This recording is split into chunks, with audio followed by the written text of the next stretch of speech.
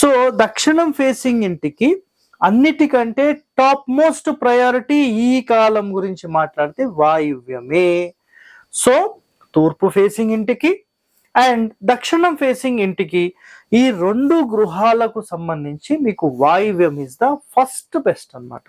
Okay, ఇంకా మనం డెప్త్లోకి వెళ్తే దక్షిణం ఫేసింగ్ అయినా తూర్పు ఫేసింగ్ అయినా పడమరైనా ఉత్తరమైనా అన్నిటికంటే ఫస్ట్ బెస్ట్ నార్త్ ఈస్ట్.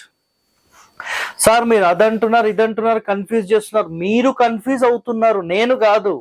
నేను ఇక్కడ ఏం చెప్తున్నానో స్కిప్ చేయకుండా వినండి.